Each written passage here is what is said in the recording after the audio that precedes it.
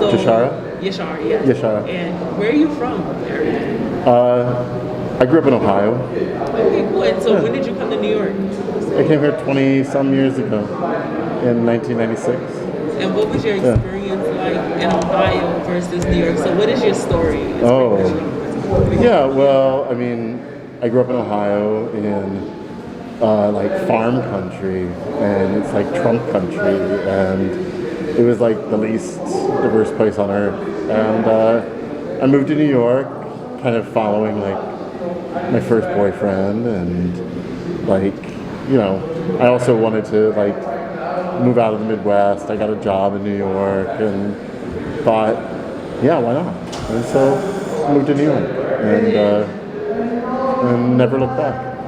Any particular experiences that stood out to you about marginalized societies in New York City versus Ohio? Like, has there been anything that what made you stop today? What made you really, you know, everybody doesn't necessarily, some people become so uncomfortable when it comes to discussing race. Oh, okay. Yeah, I can see that.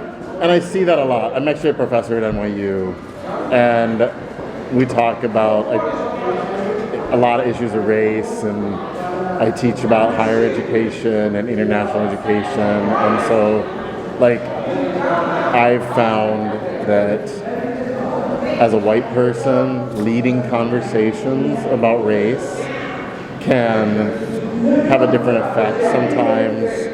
Like, I think we need more white people talking about race, because sometimes when we'll have a conversation about race in one of my classes, I see the white students kind of leaning back and checking out a little bit from that and not engaging in the same way. And I sometimes have to remind them, like, you know, you've got a race too. Like, if we're talking about race, like, that means you too, like exactly. white like people. Your voice matters as well. Yes, and like, we're all living in a racialized society. We're living in a country where this is like the foundational like structure of our country. It is kind of built on racism, and so how can any of us like be outside of that? You know, so yeah. And what inspires you to take up that route of talking about race and doing that? That's very bold of you to be a white man in America and be, you know, have enough courage to talk about race, and because it does make a lot of people uncomfortable. Yeah. You know, something happened to me when I was in college. I had a really good friend, a black guy from Texas. Marcus is his name, and he and I would always debate things. We were friends, but we'd have like kind of get into it and talk about all kinds of things. And I think that I wasn't really aware and understanding my own position very much.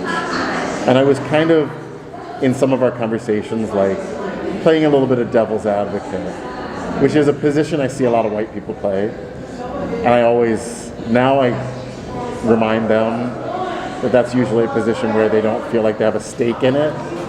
And that's a privileged position to not have a stake in the game, you know. And so you're playing whatever side of it you want to play that day. But for other people, it's a real thing, you know. And Marcus was a peer mentor to students of color on campus. And I was playing a little devil's advocate, and I said, hey, Marcus, could I be a peer mentor? And he said, no, you can't. And I said, why not? And he said, well, it's not for the reason that you think. And I said, what do you mean? He goes, well, you think you can't be a peer mentor because you're white, and you're going to say something about like reverse racism or something. He said, you can't be a peer mentor because you don't have anything to offer black people. And when he said that, I think in the moment I kind of played it off, but I realized in reflecting on it that he was right.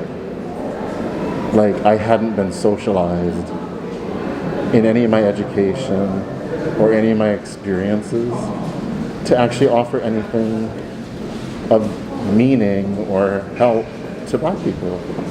And that was like a wake-up call to me. I thought, what kind of society is this? What kind of education have I had that never developed anything in me I feel like that now was you useful. do. I feel like now, Well, you have a voice you're using and you're speaking up in Yeah. a sense, and that's important because again, it's an inclusive conversation. We Yeah. all have to be a part of the conversation for change to actually come. Because we had people Yeah. like Huey Newman, Malcolm X, Martin Luther King, like that. We would just Yeah. be stuck in the same place, and it's effort built on top of effort. I feel like we all have to do it. Like it's the play of it. Everyone wants to see equal play and equal, rights of all that in life and everything. But it's Yeah. like we have to all stand for something. We kind of need we need white people in America. This is a capitalist society. We kind of need that. We need that voice as well. Like to be like, I support it as well. Like to be like that.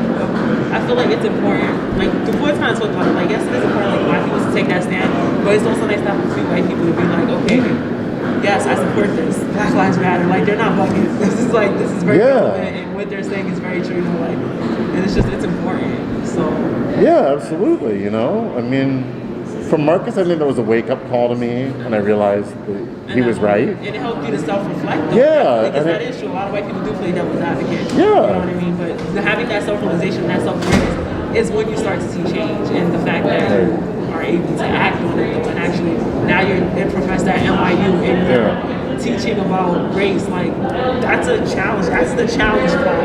Because there's the creativity plot, the challenge plot, and then the connectivity plot. You overcame. Yeah. Well, I realized I had some work to do, right?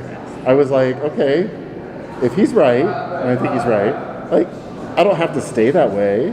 I don't have to stay in a position where I don't have anything to offer. Like, maybe I could educate myself. Maybe I could, if I believe in education, I believe we can educate ourselves and we can take, like, some responsibility too, I think that's the thing.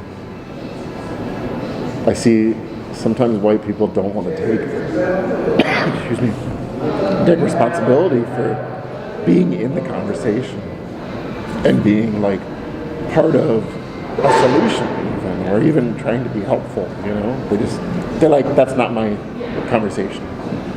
So I'll stand over here while you figure that out. And possibly host a safe Yeah, it's a safe space for them. It's not threatening. It's not, but you're also not giving anything. You're just, and how can you stand by?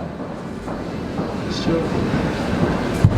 Yeah. Thank you so much. That was amazing. That was great. Thank you.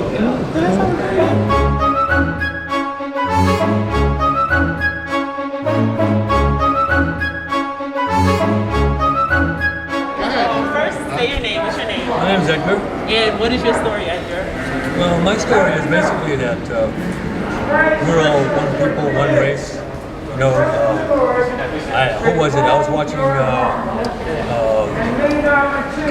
Candace Owens, and she had on a guest, a Black Lives Matter guy, and he said that Jesus is black. And I was reminded that Jesus, his favorite title for himself was the Son of Man. And we're all actually, there were Old Testament prophets who also call themselves the Son of Man. And it's a general term, like we're all Americans, we're all sons of men, or daughters of men. We're all children of, we're all humans. We're all, we're all creating in his image, that's right. And someone wrote out recently that that's what makes us, when I was watching a video on Genesis, the first chapter and the second chapter, and it indicates how we're created in God's image. That's what makes us different from the animals. That's what makes us to have human dignity. That's what makes us above the animals. Other religions and stories and creation stories do not elevate us to be in God's image. If you listen to other stories, we've been created to be servants of the gods, slaves of the gods, and toys of the gods. Well, our God is a God who emptied himself and died for us. That's how much he loves us. And he wants to elevate us, not exactly to his level because he can. I mean, but we'll be in his image and very much like him. It's said, and we're told that when we meet Jesus, we will be as he is. We will see him, we will be as he is. We're going to be the Son of Man we're going to be like the Son of Man. Not in every respect, but in many respects. Just like we're all humans, we're all going to be sons of God in the kingdom. And I believe also the kingdom is being established now, here. I believe that America, many teachings that I've heard, many stories and many theories that America is in Bible prophecy. God calls us his firstborn, Ephraim, his firstborn. Ephraim is the 13th tribe, the younger son of Joseph. Joseph is number 12. He has two children, Ephraim and Manasseh. Manasseh and Ephraim.